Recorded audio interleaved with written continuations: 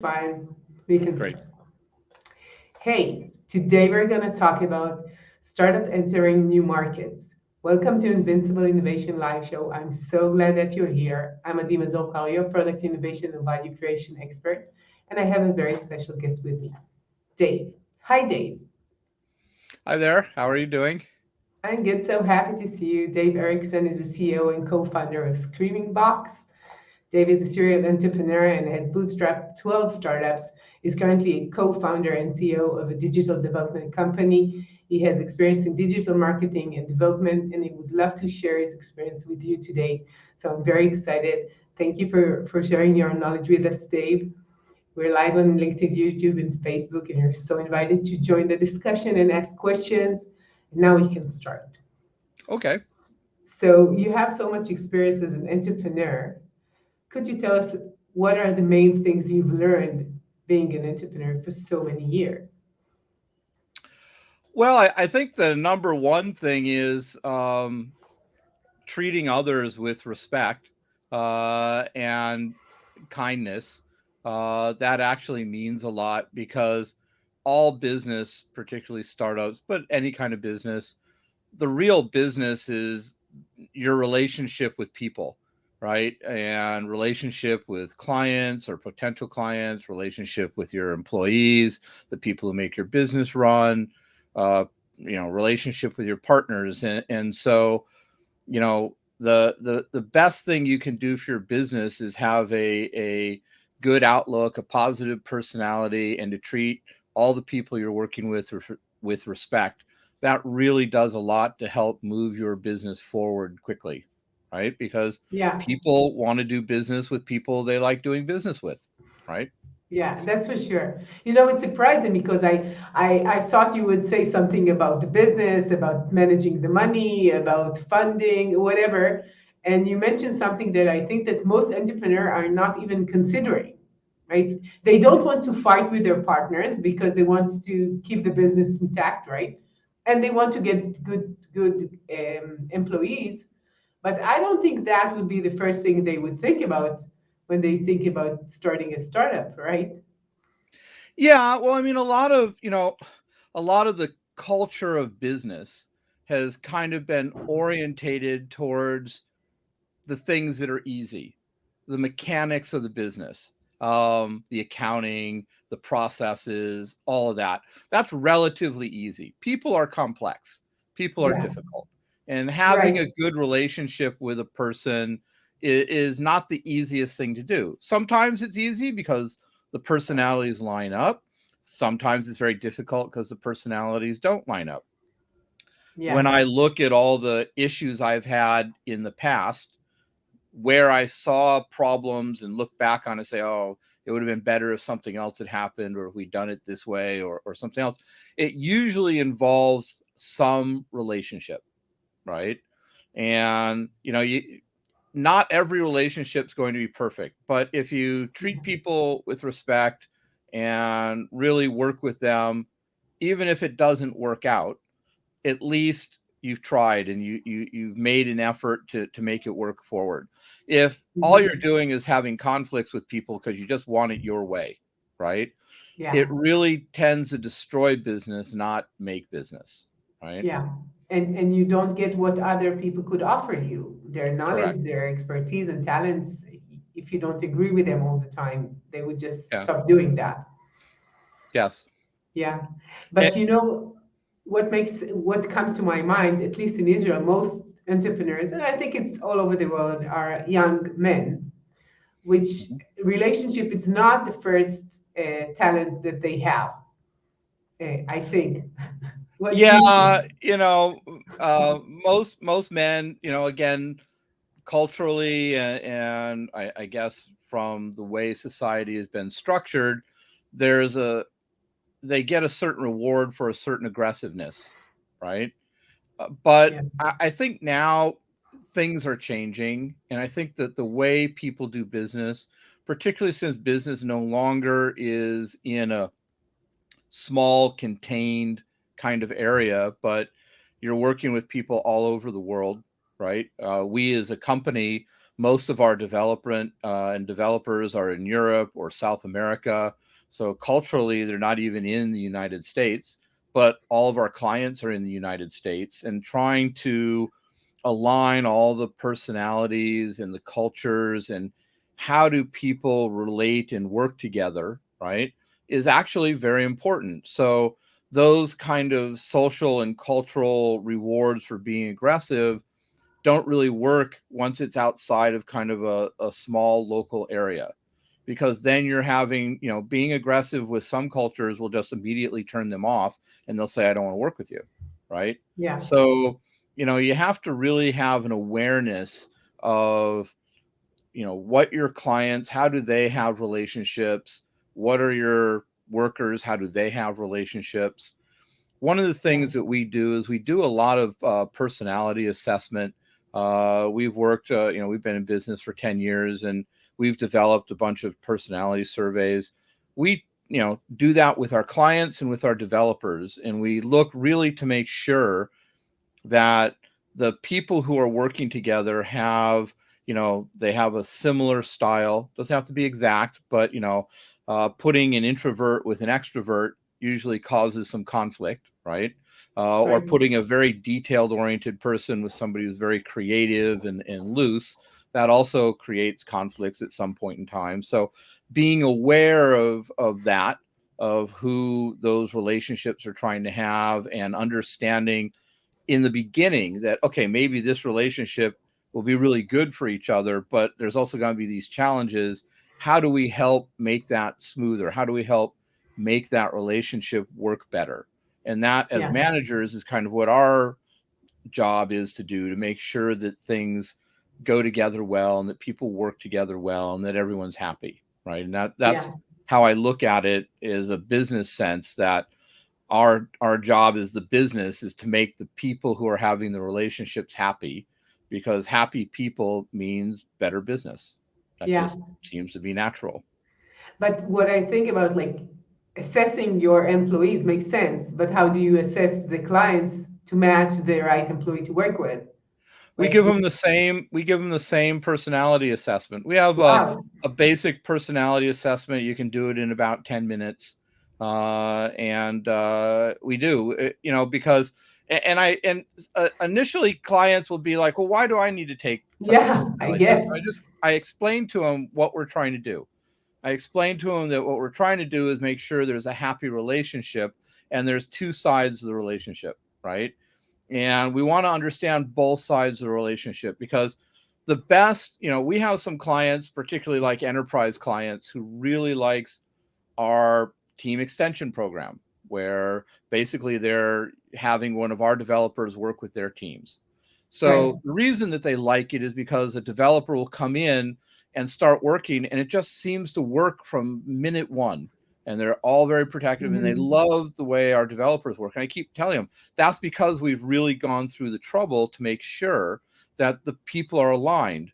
If we only have one half of the equation, there's not much we can do, right? So we need both halves. And when I explain it that way to them, they kind of get it. And I say, look, if you have a point person in your company who's going to be working with our developers, that's who we want to, do a personality assessment on, just to make sure that there's not going to be any major conflicts, right? We'd rather eliminate those in the beginning so that the relationship runs very smoothly from then on out. And that's the most profitable way to do it, right? Yeah. When I think about relationship internally or between a client and a service provider, it makes sense to me. But when most, at least technology-oriented products, are for a large audience, and you're moving from sales to marketing, this more personal point of view is missing, because what you're doing is actually selling your brand, selling your services, your products, but you don't have real connection with the people who are going to buy it. And it doesn't matter if it's a B2B product or a B2C product. They would just buy it online. Well, yeah, but I don't necessarily agree 100% with that. If you're doing your sales and marketing correctly, you will have a connection with your client base. If you are selling a B2C product and you're doing it, say, through, I don't know, whatever sales channel, Amazon or your own website or any of the other markets, all of those systems have the ability for your customers to give you feedback, either by comments or by, direct connection. So you have a flow of information coming to you from the client or from the customer. And, the key to all sales and marketing is really the same. Listening to the person who's going to buy your product or service, right? Yeah, Because makes only sense. by listening can you get the information you need to be able to tune and adjust or develop products that they want, right? Yeah, And again, it's the exact same thing. When you buy a purse from Louis Vuitton, right? You're buying the I second don't, purse. but maybe you do. Right, but you're buying the second one because you trust them and you like the product they gave you. And if they Right, gave you a bad product and a product that you didn't like, then you wouldn't. And you may say to them, "Hey, I didn't like your product because the leather was too hard, or the color was too blue, or whatever." You get feedback. You can develop new products that'll satisfy those people, so you can try again, right? Or if they say, "I didn't like your customer service," or "it was too difficult to do this," that's, again, if you're listening, if the business is listening to the feedback it's getting, then it can adjust that relationship, even though right, it isn't a direct relationship. And even though it isn't, if you're doing your market, you're going to, example, entering a new market, you're going to, enter a new market. You're going to do a product market fit for that demographic or that market. You're going to understand the culture of that market. If there's a language that's different, you're going to need to understand the language or find somebody who does understand language. All this has to go before you even enter the market. You're going to right, have to actually go talk to that market, listen to that market, try to understand that market as to what their needs are, right? right, And right. I mean, you can look at it. I've been to, many places in Europe. I lived in Europe for 10 years. I owned a publishing company in Europe. So I got exposed to many markets and many, different cultures, and I can watch something big like McDonald's, right? The way they entered one market was different than another. But initially, when they entered some markets in Europe, some markets received it well and some markets didn't. And then they had to adjust the menu and they had to adjust their marketing and advertising for each market. And then they got better at that. And when they went into some of the newer markets, like in Eastern Europe, they went in really understanding the market first and setting up so they didn't make a lot of those mistakes. Well, it's the Right. same with any business. You just, if you're going to release a product to the market, right? If you're going to release it as a global product, so you're just going to say, "I'm going to release this globally," you're going to still have to adjust your product and your marketing if you want to succeed in it. And all of that comes from hearing the local markets, right? Right. So I would tell you that all the startups in Israel that I worked with for the last like 20 something years, they are all aiming to the US market. Mm-hmm. Each and every one of them. I never worked with a company who worked for any kind of European country. First, because Israelis are really connected to the US and they know really good English. But more than that, I think they would imagine that we have this very large market. We don't need to adjust, and we're just entering one market, and it's enough for us. And does that make sense to you? Or in some cases, you would say, okay, maybe the biggest market that you have is the US, and you should consider working really hard to enter some kind of a country in Europe. Well, sometimes that leap between one market and another market is a relatively small leap, right? And so it may be that you enter a market or you focus your initial market entry into the United States. You get the product working in the United States, you get some customers and you get feedback and you get everything for the United States market.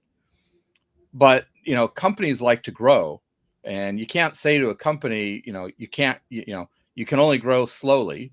Everybody wants to grow quickly, right? So if you're getting success in the US market and all of a sudden you start seeing a bunch of orders from Great Britain or from France, right? And even though it's a small percentage, you're seeing something, it may be that tuning your marketing or placing some ads in that market or getting a sales rep in that market may not be a big jump, but the increase in sales may be significant enough to easily justify doing that. If you're starting your business and you're trying to target a market, yeah, it doesn't hurt to stay focused and to target, say, the US market or South American market or whatever market you are interested in, to start there first. But, like I said, the world's becoming a small place. Everything's connected. People who buy products in the United States, they may actually live somewhere else and bought the products when they were traveling there or being there for a period. And if you did a good job and your product is quality, they're going to want it no matter where they are, or they're just going to tell their friends, or it's going to spread on social media. And so people from other countries are just naturally going to want it, right? Yeah, makes so sense. the effort to take the product and segment it for a different market or to add localization by language are really small steps sometimes, but can yield a good benefit in increase in sales, right? So we talked about marketing. So what do you think that founders need to know about marketing for new areas and new markets? Well, I think that they have to do the hard work of product market fit for each market. So if they were going to go into the United States, they got to spend time asking people what do they think of the product. They have to be able to show the product to people and get feedback on it. They have to really look at competitors and what are they offering and really tune the market entry to that, to take that information. If you just say, hey, I made a product and this is the way I think I should market it and this is the way I think I should sell, and just go into the market, you can do that, but the risk is high, meaning Yeah. the risk of it not succeeding the way you want it or need it to, or to achieve the right volumes in the right amount of time is high. Spending the time and effort to really research it and to really test market and get focus groups to say, hey, if you had a product like this, would you like it? A/B testing is also important. So, have a couple of marketing presentations or campaigns and test it with different groups of people to see how they respond, because the cost of entering a market can be high. So doing the extra work on the front end to verify that what you're presenting can be received well really is important, right? Yeah. But when we're thinking about startups, they usually, at least in Israel, I know, they're doing things really, really fast.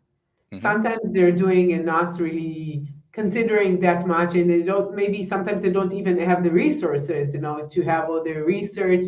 Like you mentioned McDonald's, I guess that they have a whole department just doing research in order to elaborate their market. And they're just trying. They're just trying. And in some cases, they're throwing money because they're just trying, right?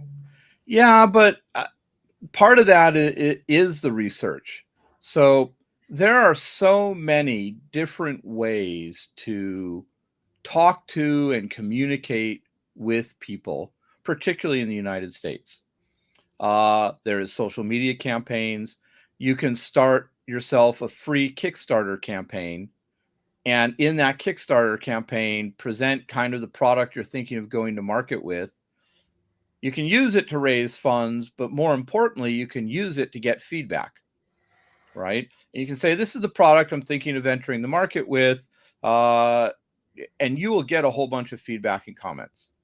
There's a bunch of other social media platforms as well as other platforms where you can do test marketing. And I actually wrote a blog post on our blog about how to, enter a market, right? And part of that is some of these tools that you can find to basically get feedback and to test the market. They cost almost nothing. Really what you're talking about is if you had a startup entrepreneur or a startup team of 3 or 4 people, one of them, if they spent 2 or 3 hours a week looking at these platforms and trying to communicate with people in the market, you don't need a lot of feedback, but you do need some. And it might be very valuable. And it might be as simple as a cultural reference, like if you put on your product, it looks like you have a black product with a red X in the middle, and that doesn't mean positive, that means negative. If the market told you that, then you could say, oh, well, we, instead of a red X, we'll make it a yellow X, or, you know, some minor change may be the key to whether that product starts quickly and easily, or whether it comes on the market and people don't want it because it represents something they don't want, right? Yeah. And that's the kind of feedback you can get. You don't need a lot of it, but you know, it would be really valuable. It could make the difference between success and failure of a product, right?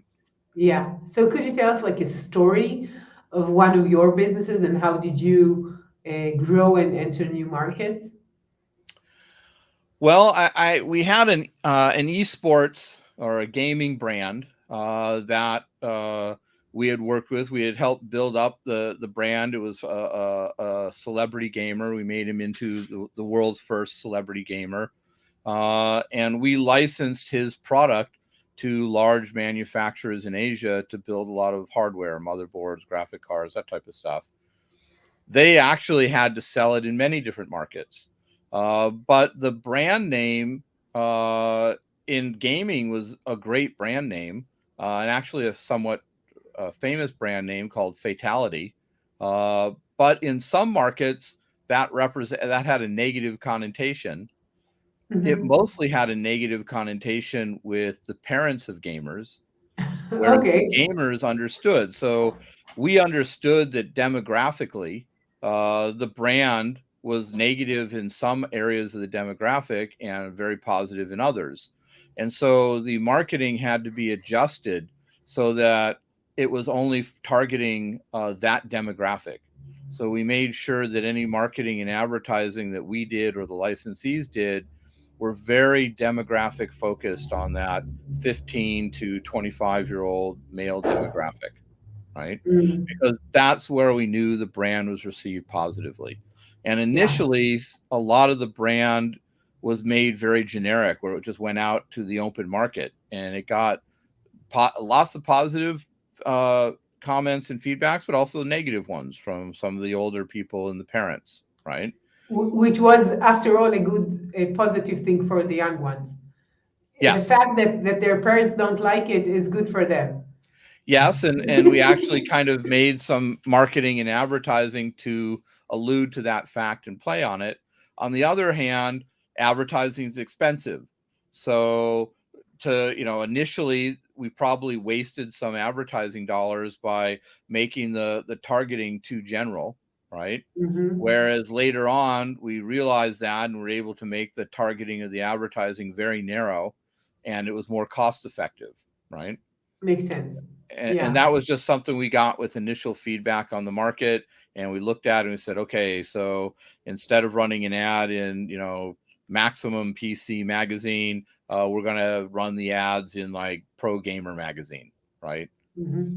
And so we had to get a little bit more targeted in the marketing. And again, that's Yeah. just feedback you get. And we were listening. I was going to almost all the major gaming events throughout the world and talking to the gamers. And then I would go to general gaming events and talking to the people at the general events and getting their feedback and how they perceive the brand and perceive the products. And you take that information and adjust the product or the marketing or whatever you can to make the business work better. Yeah. And because you worked, I know that you have like very diverse businesses. You worked in esports, as you mentioned, and gaming and software development and marketing and sales and branding and PR and advertising and much more. I guess that you worked with very different kind of audiences or Mm-hmm. clients.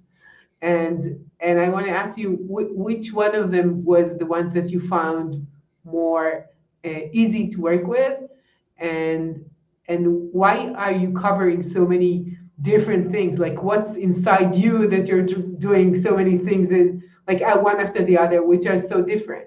I'm very similar in that sense, so I'm interested to hear what is your view for doing that. Well, I'll try to approach the second half of the question first. Um, both of my grandparents were entrepreneurs. My dad was an entrepreneur. I've always kind of been an entrepreneur. I did work in corporate early on, and that's how you grow and start your career. But after I would say 7 or 8 years after I graduated university, I had already had one or two little startups, and after that, I just said I'm not going to work for anyone else. It just for me, I wasn't raised that way, right? Because my family is entrepreneurs, and so I always did that, and I always had one to two business or three businesses at some points running at the same time, right? Because you don't know which one's really going to stick, right? And so, and you're learning. And so I would just see opportunities, and those opportunities came from basically people that I knew, identifying markets, identifying partners, and you work hard, and you see which ones work. I've had about 12 businesses in my life. Some of them lasted 3 months. I had, I don't know, three or four that lasted more than a decade, right? Some of them, like I was doing Screamingbox at one point, starting it. I had my esports business that was going full scale, and I had a marketing company at one point. So, I was very busy. I wasn't bored. But Sure. some of those businesses were at different stages. So the esports one, the licenses were kind of near the end. Screenbox was just starting. So, there were different situations and different requirements. My marketing company has always kind of been in the background. And so, it works, right? Yeah. But I also like experimenting. So, I had a solar company. I learned all about the solar market, but the solar market in many ways is similar to a manufacturing market, and it was really good. I went through an accelerator, and that was a B2C market, but it wasn't B2C like gaming, where it was very small products with lower volumes, or I mean lower prices but high volumes, right? Right. Solar Right. industry was large products, very costly, low volumes, right? And very, Yeah. very different situation. You just learn from them, and you learn after you've had three or four or five or six businesses, you start understanding that the mechanics of a business are pretty much the same no matter what you're doing, right? Basic Yeah. business mechanics, the basic sales, marketing, accounting, logistics, all that, distribution businesses, service businesses, manufacturing businesses, they have these different segments, but the mechanics of those things tend to work the same. Yeah. And one of the things that's happening or has happened over the last 10 years that I think is really interesting and really positive for entrepreneurs is that there's a lot of SaaS tools that have now come out, cloud-based tools that make it so 10 years ago it would take 10 people to start and run a company. Now you could do it with three, right? Right. Right. Because the tools allow for that, because business mechanics are all connected and they're very similar. And so a SaaS tool that works for a solar company would also probably work for a company that does makeup, right? And a lot of the market and sales tools, example, Amazon, right? It's a sales tool. It's a sales channel that you can use. You can access many markets with that sales channel, and the mechanics of using that sales channel are the same, right? Right. So a small startup now who's selling a product, they can enter 10 or 15 markets at the exact same time using one tool that, you might have to segment some of the marketing and do some localized language work, but that's something that a one person operation could do if they had to, right? Right. Right. So Okay, so I understand what you're saying. I think that for me it's a bit different because my parents were employees all their life, and I guess that most people have parents which were employees, and did not own a business. Um, but for me, the fact that I'm doing so many different things is always out of curiosity. I think Mhm. it will be very boring for me to have one topic, one client, one project, one business. So that's the main reason for me. But Well, for me, there yeah. there is a personality type who does entrepreneurship, right? Mhm. There are some people, they are much more comfortable working for a company, not having the responsibility of having to grow the food themselves, right?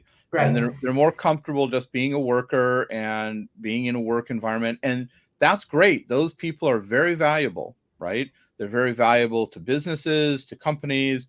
Their place in society is very valuable and they're very needed, right? Entrepreneurs, they definitely need to have a different personality type, right? Curiosity is a main factor. uh Getting bored with one thing is kind of a main factor.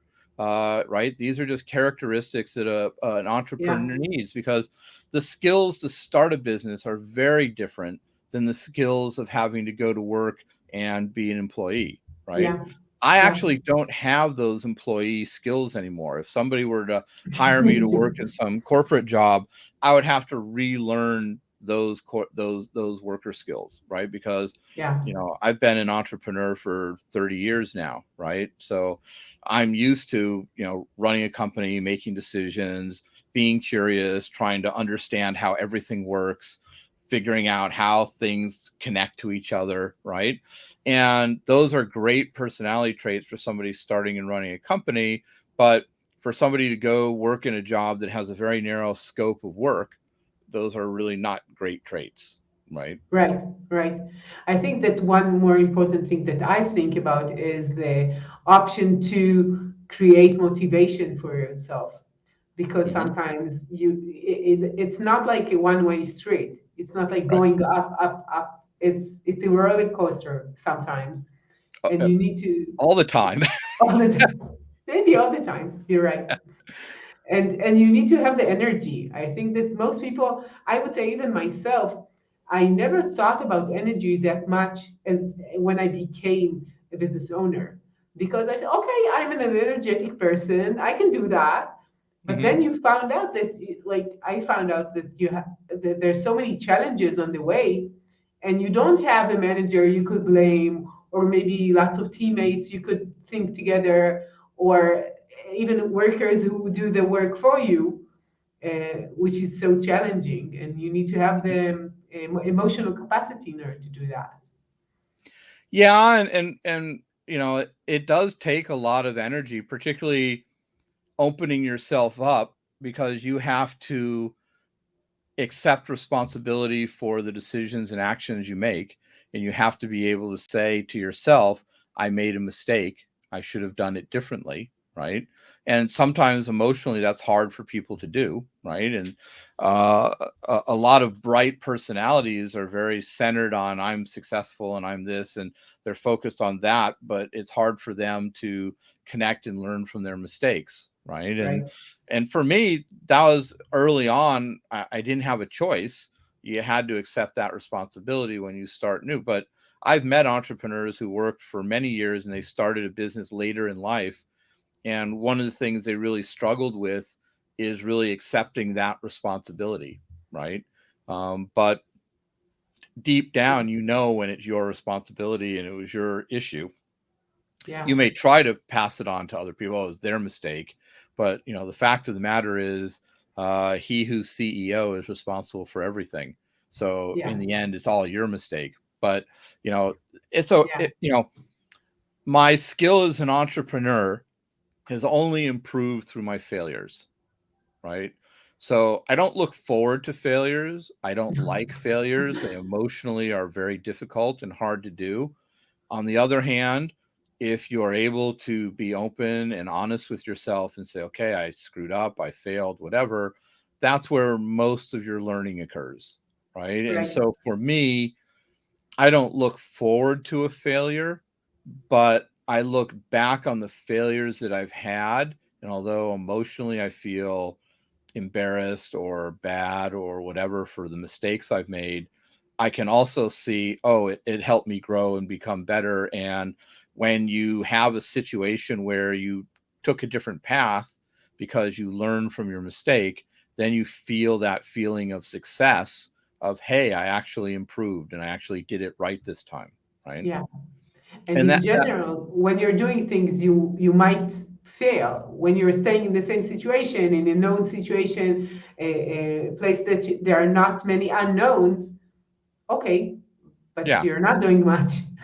And entrepreneurship, for me, that's why I'm always involved in new businesses. So, right now I have two businesses, Screamingbox, which is pretty stable and a nice team. I have a marketing company. We do a lot of content marketing, and again, a small team, but it's now a stable business. I'm consulting with probably two or three other businesses I find interesting, helping them do business. And if those grow and do something, then I may join their teams or help them in some way. So I always have something kind of going in the background. It's a stream of learning because I'm always learning about those things. They're different than what I'm doing. So they give me, some different energy than a stable business. And that still allows me to feel like I'm learning and growing, because one of my personality traits is I always need to feel like I'm learning something, right? That makes me happy when I learn something. It's one of the reasons why I do podcasts and all those other things, right? Because Right. everyone I meet, it's usually a learning experience. And so that to me is important, right? And Yeah, that for keeps me my too. energy up, right? Yeah, I totally understand that. Through the years, I had opportunities to join a team in companies that most people would think they're very attractive to work with, very big corporates, tech corporates, and through the years, I found out that it's not for me. Although, like many people would consider it as being like a very good job to have, but for me, the fact that I'm working with so many different products and different teams and always learning is something that will fuel my day from the beginning, instead of like, okay, I already know that, so what's next? What's next? Yeah. And I would not enjoy doing that for more than a few months. Okay, that's not Yeah. for I me. mean, I like, if I learned something and got some experience in a product or something, and I go and help somebody with something different, I like that because you can take the experience of the success of one product and you can bring those things to another product that may be completely different, a different market or a different type of product or a different sales channel. But you're able to take some of the basic mechanics of success, bring it to that product, and still learn how those mechanics transfer, right? Right. And that's always exciting, and that keeps it up. It kind of goes a little bit towards what you were saying in the first half of that old question, which is about energy, right? Yeah. And particularly as you get older, you're not able to handle as much. I used to have no problem handling four businesses at the same time, and now it's like two businesses is about all I can handle. But yeah, energy is really important, and part of that is also about managing yourself. So making sure you have time for your family and making sure you have time to do activity. For me, the biggest way I get energized is I make sure I go for a bike ride, right? I'm a mountain biker. And so if I'm doing, I make sure I schedule at least 3 bike rides during the week. And that usually helps keep my energy up and keeps me excited and it rejuvenates me, right? And it's really easy to get lost in your businesses and work 16 hours a day. I used to do that all the time. I actually used to keep publisher hours where my best work tends to be like from 10 at night until 2 in the morning, right? Wow. uh, so technically I was a night owl, but once I had a family, I couldn't do that. And so I had to adjust my hours and adjust the way I work. And I actually became more productive and more efficient by doing that. And again, entrepreneurs, as they're doing their businesses, they really need to pay attention to taking care of themselves, right? Eating right, exercising. You don't think of them as very important, but they're actually critical to the success of your business, right? Right. Right. And I think that one more thing you said, like when I'm more grown up, I have less energy, but I think that you have more wisdom too, and you mhm. could think about what is more important and less important in your life, and where do you want to navigate your resources to. Yeah. And at least this is what I feel, that in the past, when I worked so long, I felt like I'm so happy that I have so much work. I'm so happy that I'm doing so many things, and it made me feel so alive and important even. And now when I think about it, it's like, why do I need to work so much? Like, what is the goal? Where I'm running to? Where is the direction? And this is something that I didn't think about when I had Mhm. like 10 years ago. And I think that you're starting to just think like, where do I want to get to? Mhm. Yeah, no, Mhm. it is. I mean, when you're young, it's like, oh, everything. I'm going to do everything. Everything's exciting, everything, and it's very hard to prioritize. And some of the lessons I learned in my early businesses were that I wasn't able to prioritize, right? And I was able to look back and say, okay, if I had focused more on this instead of trying to do everything, I would have been more successful. Those skills can't are always valuable. Example, when we started Screamingbox, we bootstrapped it. We had no money. So yes, it was valuable that I was able to do a little bit of everything. But I also realized, okay, we need to get this much revenue in and this much profit margin. And if we do that, then at that point, the first step is hire somebody to do this work and to do that work and to start distributing out the work. And sometimes it's hard for an entrepreneur to even let go of that control, right? And so, it actually, I had to do that. I had to learn how to let go some of the control and give it over to others. And those are all things that you have to do, right? Right, right. If you want to grow as a business, you need to do Exactly. that for sure. Okay, we covered so many things, and I want to ask you, what is your number one tip for entrepreneurs?